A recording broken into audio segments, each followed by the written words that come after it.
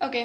आज हम स्टार्ट करने वाले हैं डाइजेशन एंड एब्जॉर्प्शन। ठीक है, एनसीईआरटी की सारी लाइंस होंगी जल्दी जल्दी, और जो थोड़ा टिपिकल चीज़ें होंगी उसको हिंदी में भी अच्छे एक्सप्लेन कर देंगे, जिससे कि जो याद करने वाली चीज़ें अच्छे से याद हो जाए। ठीक है, ओके। तो सबसे पहले क्या है डाइजेशन और एब्जॉर्प्शन, मतलब हम लोग कुछ खा रहे हैं उसको एब्जॉर्ब कर रहे हैं, मतलब हम लोग इतने छोटे से इतने बड़े हुए हैं। ठीक है, तो कैसे? खाने की वजह से, सिर्फ और सिर्फ खाने पीने की वजह से। ठीक है, तो खाने पीने इतनी चीज़ ज़रूरी होती है, लाइक हमारे अंदर किसी चीज़ की कमी ना हो, height, personality, hair growth, brain का अच्छे से चलना, सारे फंक्शन, सब चीज़ें जो खाने पीने से ही हमारा रेगुलेट होता है, कि इसमें खाने पीने में वाइटामिन, मिनरल्स, कार्बोहाइड्रेट। चलो अभी देखते हैं, चैप्टर्स देखते हैं। ठीक है, फूड बेसिक रिक्वायरमेंट है हमारी लिविंग रहने के लिए। ठीक है, तो फूड के कंपोनेंट्स क्या क्या होते हैं? Carbohydrates, proteins, fats, vitamin, minerals.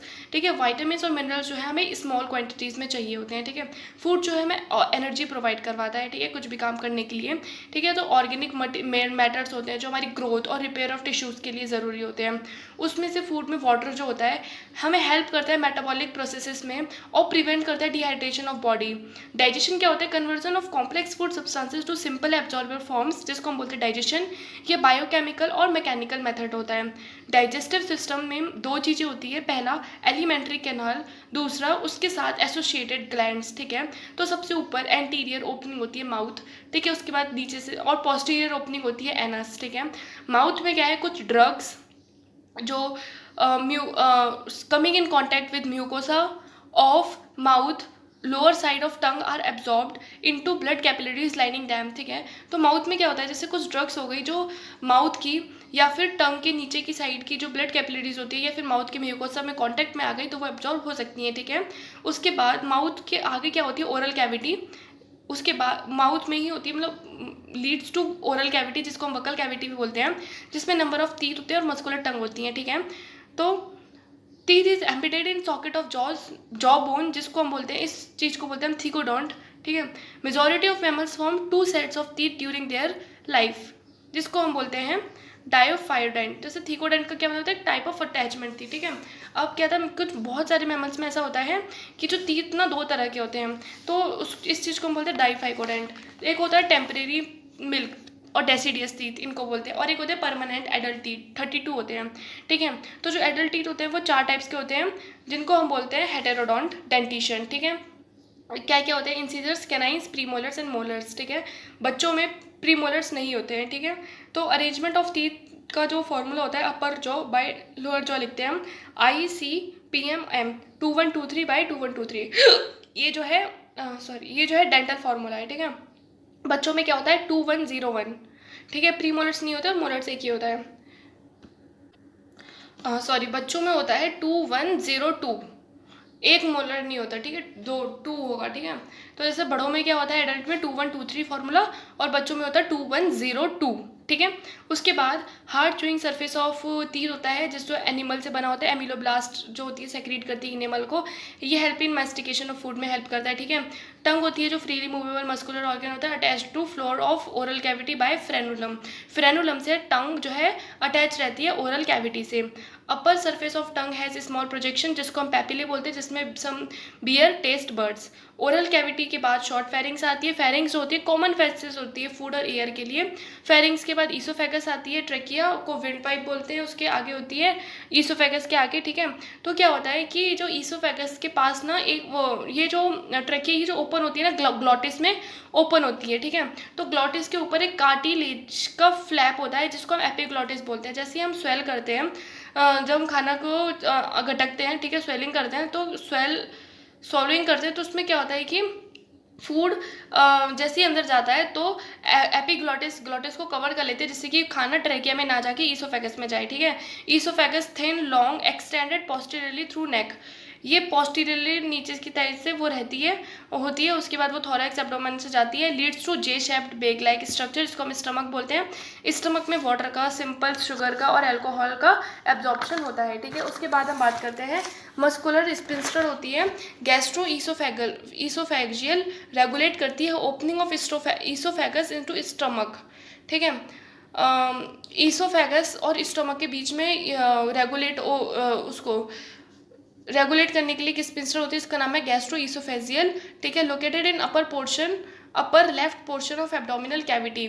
Stomach के 4 पार्ट होते हैं, कार्डियक, फंडिक, बॉडी, पाइलोरिक। ठीक है, तो कार्डियक होती है जहाँ पे ईसोफेगस ओपन होती है, एक फंडिक रीजन होता है, बॉडी होता है मेन सेंट्रल रीजन होता है, एक पाइलोरिक होती है जो ओपन होती है ड्यूडेनम में, जो रेगुलेटेड बाय पाइलोरिक स्पिंस्टर। ठीक है, उसके बाद पाइलोरिक जो होती है सबसे पहले ओपन होती है स्मॉल इंटेस्टाइन में। ठीक है, स्मॉल इंटेस्टाइन में सबसे ज़्यादा एब्जॉर्प्शन होता है तो म्यूकोसा। ठीक है, स्मॉल इंटेस्टाइन के 3 पार्ट होते हैं, ड्यूडेनम, जेजुनम और इलियम।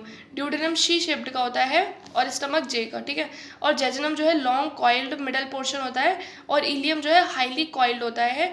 इलियम से ओपन होती है लार्ज इंटेस्टाइन में, जिसको यहाँ पे होती है रेगुलेट करने के लिए इलोसिकल वॉल्व होती है।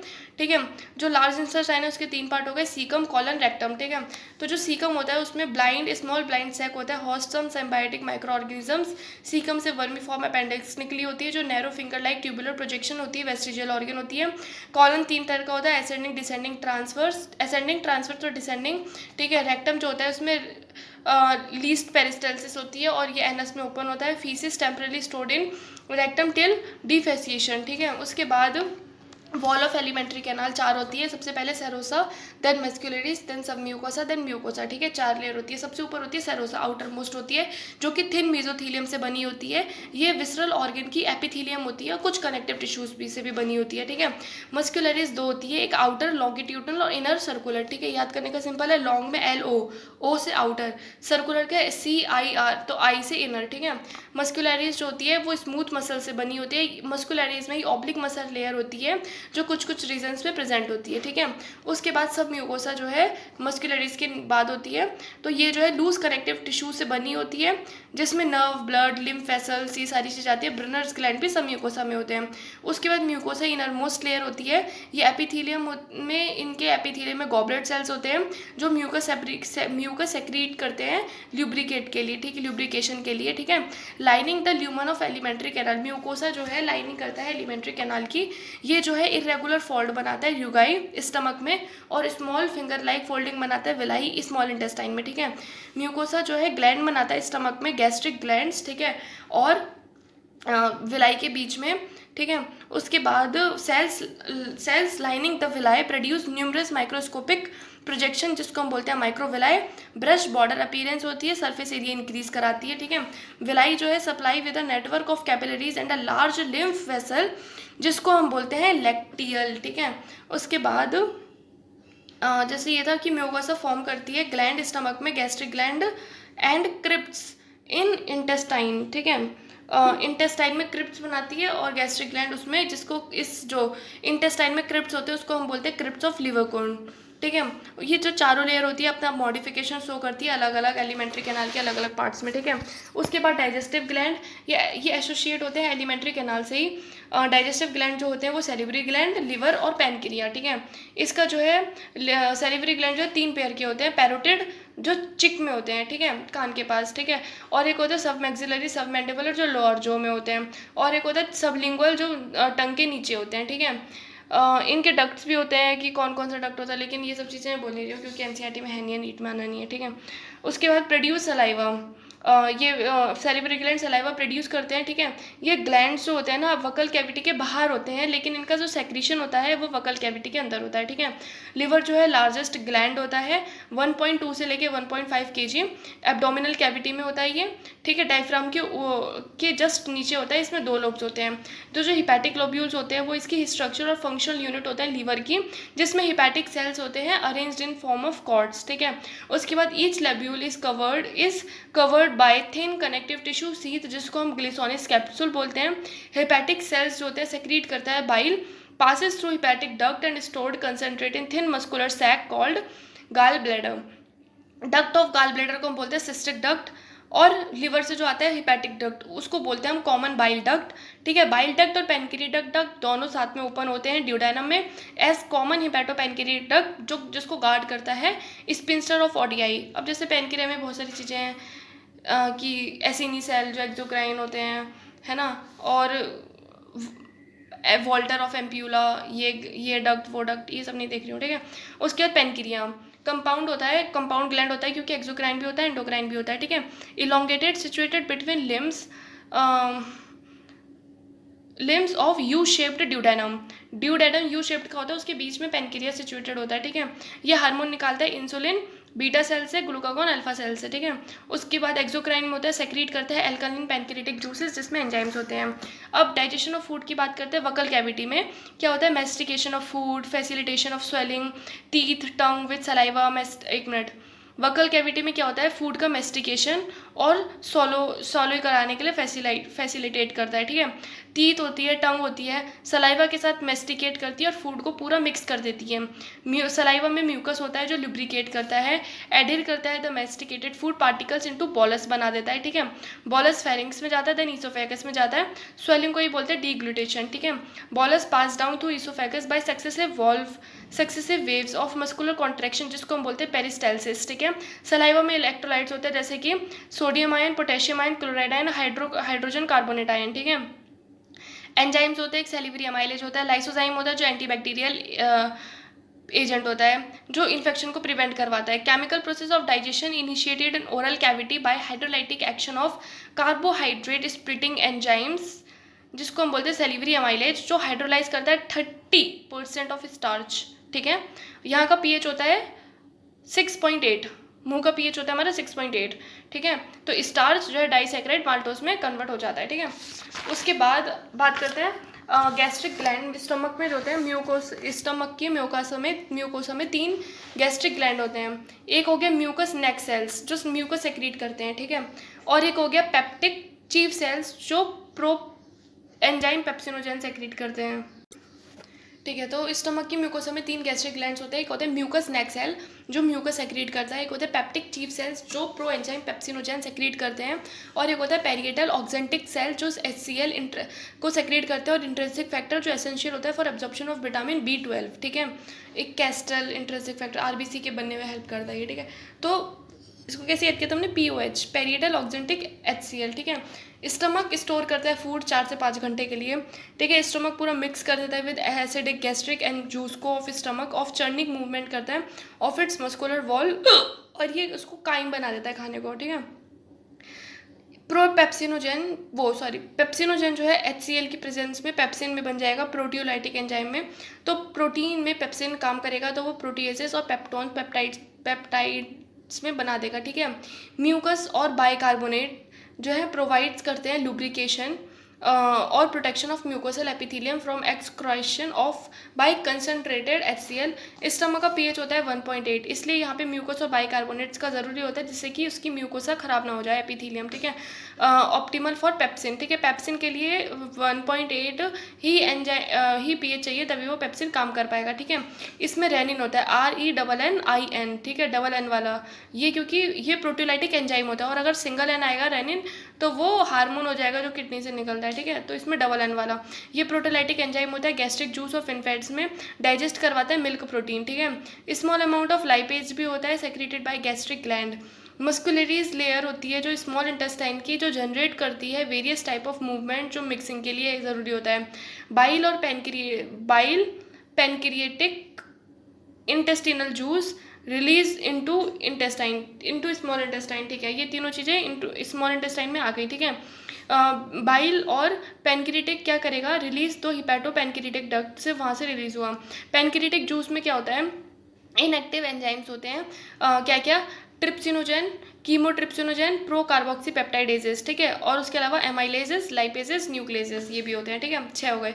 तो ट्रिप्सिनोजेन पे क्या होगा कि एंजाइम होता है एक एंटेरोकाइनेज जो सेक्रेटेड बाय इंटेस्टिनल म्यूकोसा। तो ये क्या करेगा, ट्रिप्सिनोजेन को ट्रिप्सिन में कन्वर्ट कर देगा। ट्रिप्सिन जो है, और जैसे ट्रिप्सिन एक्टिवेट हुआ वैसे ही बाकी सारे enzymes chymotrypsinogen procarboxypeptidases इन सबको भी एक्टिवेट कर देगा, ठीक है। बाइल में बाइल पिगमेंट होते हैं जैसे bilirubin, biliverdin, bile salts, cholesterol, phospholipids, लेकिन कोई एंजाइम्स नहीं होता है इसमें, ठीक है। बाइल जो है एक्टिवेट करते हैं लाइपेसिस को, ठीक है। बाइल जो होता है ज़रूरी helps in emulsification of fat जो है ब्रोक डाउन होते हैं स्मॉल मिसल उसमें। Intestinal mucosa epithelium has goblet cells जो सेक्रीट करती है म्यूकस, ठीक है। इंटेस्टाइन की म्यूकोसल एपिथेलियम होती हैं जिसमें गॉबलेट सेल्स होते हैं जो म्यूकस सेक्रीट करती हैं। ब्रश बॉर्डर सेल्स होते हैं सेक्रीशन ऑफ म्यूकोसा के ब्लड बॉर्डर सेल्स होते हैं। तो ये कॉन्स्टिट्यूट करती है इंटेस्टिनल जूस जिसको हम बोलते हैं सक्कस एंटेरिकस, ठीक है। इंटेस्टिनल जूस को हम बोलते हैं सक्कस एंटेरिकस जो गॉबलेट सेल्स सेक्रीट करती हैं और ब्रश बॉर्डर सेल्स जो सेक्रीशन ऑफ म्यूकोसा इस पे सेक्रीट करती हैं, ठीक है। इसमें क्या क्या होता है, डाइसैकेराइडेजेस जैसे माल्टेज, ठीक है, लैक्टेज, सुक्रेज, ये सारी चीज़ें, और ठीक है ये सब होता है। और डाईपेप्टाइडेजेस, लाइपेजेस, न्यूक्लियोसाइडेजेस, ठीक है, ये सारी चीज़ें होती हैं। Mucus plus bicarbonate from pancreas protect intestinal mucosa from acid and an alkaline medium. Pancreas में म्यूकस और बाइकार्बोनेट्स भी निकलते हैं जो इंटेस्टिन के म्यूकोसा को एसिड से बचाते हैं और एल्कलाइन मीडियम प्रोवाइड करते हैं, और वहाँ का पीएच होता है 7.8, ठीक है। तो सबसे पहले माउथ ओरल कैविटी का पीएच 6.8, स्टमक का 1.8, इंटेस्टिन का 7.8, ठीक है। सब म्यूकोसल ग्लैंड्स होते हैं, बर्नल ग्लैंड जो भी इसमें हेल्प करते हैं। उसके बाद हम बात करते हैं कैसे कैसे रिएक्शंस होते हैं। तो जो स्टमक में प्रोटीन्स, पेप्टोन्स, प्रोटियोसिस बने वहाँ पे ये trypsin, chymotrypsin, procarboxy peptidases, procarboxy नहीं, सिर्फ कार्बोक्सी पेप्टाइडेजेस काम करता है जो डाईपेप्टाइड्स में बना देता है, ठीक है। अब ये जो डाईपेप्टाइड्स हैं, पहले तो प्रोटीन स्टमक में पेप्सिन की हेल्प से पेप्टोन्स प्रोटियोसिस में बना, ठीक है। उसके बाद पेनक्रिया के ट्रिप्सिन, कीमोट्रिप्सिन, कार्बोक्सी पेप्टाइडेजेस से डाईपेप्टाइड्स में बना, ठीक है। उसके बाद उसके बाद इंटेस्टाइन में जो सक्कस एंटेरिकस जूस है वहाँ पे डाईपेप्टाइडेजेस से डाईपेप्टाइड्स जो है एमिनो एसिड्स में टूट गया, ठीक है, एमिनो एसिड्स एब्जॉर्ब हो जाएंगे। उसके बाद पॉलीसैकेराइड, स्टार्च की हम बात करते हैं, कार्बोहाइड्रेट्स इन काइम, ठीक है। ओके, तो ये जो पॉलीसैकेराइड स्टार्च है इसमें क्या हुआ, सबसे पहले तो एक तो ये मुंह में ही 30% हो गया हाइड्रोलाइज्ड। उसके बाद पेनक्रिएटिक एमाइलेज होता है, पेनक्रिएटम एमाइलेज से डाईसैकेराइड्स में हो गया ये, ठीक है। उसके बाद हम बात करते हैं फैट की।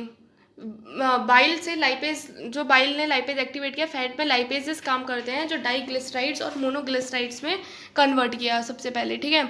उसके बाद यही डाईग्लिसराइड्स और मोनोग्लिसराइड्स में फिर से लाइपेजेस ने काम करा तो इसने फैटी एसिड और ग्लिसरॉल में तोड़ दिया, ठीक है। उसके बाद वो जाके एब्जॉर्ब हो जाएंगे। फिर न्यूक्लिक एसिड में न्यूक्लियसेस ने न्यूक्लियोटाइड्स बनाया, न्यूक्लियोटाइड से न्यूक्लियोसाइड्स बन गया, ठीक है। जो एंजाइम्स होते हैं सक्कस एंटेरिकस के वो एंड प्रोडक्ट पे काम करते हैं of above reaction. Above reaction में क्या हो गया, प्रोटीन से डाईपेप्टाइडेजेस बन गए, स्टार्च से डाईसैकेराइड, फैट से डाईग्लिसराइड, मोनोग्लिसराइड और न्यूक्लिक एसिड से न्यूक्लियोटाइड, न्यूक्लियोसाइड, ठीक है। ये जो ऊपर की रिएक्शन थे उस पर सक्कस एंटेरिकस काम करेगा, reaction to form respective simple absorbable forms बनाएगा, occur very small very close to mucosal epithelium cells of intestine. Intestine के बहुत एकदम पास में होता है ये म्यूकोसल एपिथेलियम सेल्स से, जैसे कि वो एब्जॉर्ब हो जाए, ठीक है। अब जैसे पहले भी बताया था डाईपेप्टाइड्स और डाईपेप्टाइडेट से एमिनो एसिड्स में हो गया, माल्टेज से ग्लूकोज में हो गया, लैक्टोज जो है लैक्टेज से ग्लूकोज और गैलेक्टोज में हो गया, सुक्रोज जो है सुक्रेज से ग्लूकोज और सुक्रोज में हो गया, न्यूक्लियोटाइड जो है न्यूक्लियोसाइड्स में, उसके बाद न्यूक्लियोसाइडेजेस से शुगर और बेसिस में हो गया, ठीक है। और ये तो हो गया डाईग्लिसराइड, मोनोग्लिसराइड, लाइपेजेस से फैटी एसिड और ग्लिसरॉल में हो गया, ठीक है। इसको पता है कि याद करने का वो है स्वीट जीएफ, सुक्रोज और टूटा ग्लूकोज और फ्रक्टोज में, और लैक्टोज का तो सिंपल ही है, ग्लूकोज और गैलेक्टोज, और माल्टोज का तो ठीक है। उसके बाद रिएक्शन ये सारे ड्यूडेनम में होते हैं, ठीक है। Substances absorbed in jejunum ileum of small intestine undigested and absorbed passed on to large intestine, ठीक है। जो अनडाइजेस्टेड अनएब्जॉर्ब्ड को फीसिस बोलते हैं। Number no significant digestive activity अगर लार्ज इंटेस्टाइन में कोई डाइजेस्टिव एक्टिविटी नहीं होती है, वहाँ पे बस वाटर, मिनरल्स और कुछ ड्रग्स का एब्जॉर्प्शन होता है। Secretion of mucus helps in adhering the waste particles together, lubricate for an easy passage, activates the gastrointestinal tract, जहाँ पे न्यूरल एंड हार्मोनल कंट्रोल भी होता है। जितने भी गैस्ट्रोइंटेस्टिनल ट्रैक्ट की एक्टिविटीज़ होती है उसमें न्यूरल और हार्मोनल कंट्रोल होता है। For proper coordination, signals stimulate gastric intestinal secretions also, sight, smell, presence of food in oral cavity stimulate the secretion of saliva, neural mechanic mechanism local and to CNS, moderate muscular activities of alimentary canal, gastric intestinal mucosa secrete local hormones, control secretion of digestive juices. Then absorption of digested products and product of digestion pass through intestinal mucosa, दो blood lymph, ठीक है। तो digestion के जितने भी and product हैं वो intestinal mucosa में चले जाएंगे, ब्लड और लिम्फ में। कुछ small amount of monosaccharides, glucose, amino acid और इलेक्ट्रोलाइट्स, सम इलेक्ट्रोलाइट जैसे Cl नेगेटिव, ये एब्जॉर्ब होते हैं सिंपल डिफ्यूजन से, डिपेंड ऑन कंसनट्रेटेड ग्रेडियंट, ठीक है। सिंपल डिफ्यूजन तो कंसनट्रेटेड ग्रेडियंट ही होता है। उसके बाद glucose, some amino acid with the help of carrier ion Na positive, तो ये होता है फैसिलिटेड डिफ्यूजन होगा, ठीक है। कुछ एक्टिवली एब्जॉर्ब्ड होते हैं जैसे एमिनो एसिड, ग्लूकोज और Na पॉजिटिव, ठीक है। तो इनमें कुछ डिफरेंस तो बस इतना ही है कि जैसे ग्लूकोज, एमिनो एसिड और Cl नेगेटिव होगा तो सिंपल डिफ्यूजन, ठीक है। ग्लूकोज, एमिनो एसिड और Na पॉजिटिव का भी होगा तो एक्टिव, अगर Na पॉजिटिव से कैरियर आए ना तो फैसिलिटेटेड, ठीक है। बाकी तो कोई फ़र्क है नहीं है ना इन उसमें। उसके बाद फैटी एसिड, ग्लिसरॉल जो होते हैं वो इनसॉल्युबल होते हैं, can not absorbed in blood, ठीक है। तो इसलिए first incorporated into small droplet जिसको हम बोलते हैं micelle, move into intestinal mucosa, वहाँ पे रिफॉर्म्ड होते हैं into very small protein coated fat globules जिसको हम बोलते हैं chylomicrons, transported into lymph vessels जिसको हम बोलते हैं lacteals, in villi, release the absorbed substances into blood, reaches the tissue which utilize them, उसको बोलते हैं हम assimilation, digestive waste in rectum initiate a neural reflex, ejection of feces to outside to दो anal opening, defecation, voluntary movement होता है carried out by mass peristaltic movement। उसके बाद disorder of digestive system, inflammation of intestinal tract, most common ailment due to bacterial and viral infection, also caused by parasites of intestine, tapeworm, roundworm, threadworm, hookworm, pinworm। Jaundice होती है, liver effect होता है, skin eyes yellow हो जाती है due to deposit of bile pigment, vomiting होती है, ejection of stomach, reflex action control by vomit centre होता है मेड्यूला में, ठीक है। Feeling of nausea precedes vomiting. Diarrhoea में क्या होता है, abnormal frequency of bowel movement, increase liquidity of faecal discharge, reduce absorption of food. Then constipation में क्या होता है कि faeces retained with in colon में ही फीसिस रह जाती हैं। Ball movement occur irregularly, bowel movement अच्छे से नहीं हो पाता, ठीक है। उसके बाद indigestion, food not properly digested, ठीक है, leads feeling of fullness, cause inadequate enzyme secretion, anxiety, okay. Indigestion में क्या होता है, फूड अच्छे से डाइजेस्ट नहीं होता, फीलिंग आती है फुलनेस की, कॉज क्यों होता है ये, इनएडिक्वेट एंजाइम सेक्रीशन की वजह से, एंजाइटी की वजह से, फूड पॉइजन की वजह से, ओवर ईटिंग की वजह से और स्पाइसी फूड की वजह से, ठीक है। Heat is the ultimate form of all energies, measure होती है कैलोरी या जूल में, energy requirement of animal and energy stored of energy content of food, amount of heat energy required to raise the temperature by 1 degree of water by 1 degree Celsius, the amount of heat liberated from complete combustion of 1 gram food in bomb calorimeter क्या होता है, closed metal chamber filled with oxygen, is its calorific gross energy volume. Carbohydrate की होती है 4.1 kilo calorie per ग्राम, protein के लिए होते हैं 5.65 किलो कैलोरी पर ग्राम, फैट के लिए होती है 9.45 किलो कैलोरी पर ग्राम।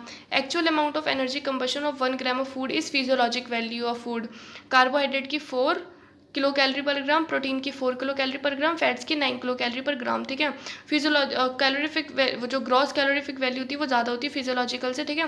तो इसको याद रखना 449 कार्बोहाइड्रेट की, प्रोटीन की, देन फैट की। उसके बाद हम पढ़ते हैं protein energy mal nutrition PEM, dietary deficiencies of protein food calories in under developed countries of South Asia, South East, South America, West and Central Africa, affect population during drought famine in Ethiopia, war हुआ था बांग्लादेश में। उसके बाद इसमें दो होती हैं, एक होता है मरासमस, ठीक है। मरासमस में क्या होता है, साइमल्टेनियसली डेफिशिएंसी होती है प्रोटीन्स की और कैलोरीज की उन इन्फेंट्स में जो 1 साल से कम के होते हैं, ठीक है।